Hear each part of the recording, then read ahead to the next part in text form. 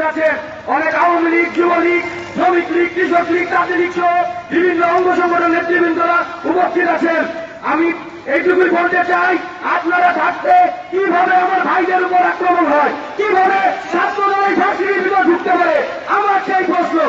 আজকে যদি এই ভার্সিটির ভিতরে ছাত্রদল শিবির থেকে মহানগর আক্রমণ করত, আমরা এই বিশ্ববিদ্যালয়ের ছাত্রলীগ সহ বিশ্ববিদ্যালয় প্রশাসনের কাছে আমরা অভিযোগপত্র পেশ করতে পারতাম।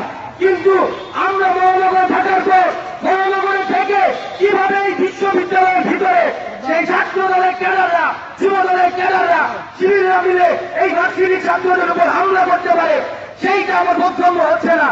আমি শুধু এইটুকুই বলতে চাই, এখন আমার বিশ্ববিদ্যালয়ের ভাইরা কোনো উপস্থিত হননি, আমি একটু বলতে চাই, আমি মহানগর ছাত্রলীগ সহ উপস্থিত এখানে চীনের মাটিতেই আছি। যে কোনো সময় যে কোনো হামলা সহ যে কোনো সন্ত্রাস বিরোধী কর্মকাণ্ডে আমি ইনশাআল্লাহ উপস্থিত থাকবো। উপস্থিত থেকে যে কোনো মূল্যে প্রয়োজন হলে আপনারা জানেন আমি জানালাম নবানের ভাগিদা, ছাত্রলীগের জন্য রক্ত দিতে পারবো না ইনশাআল্লাহ।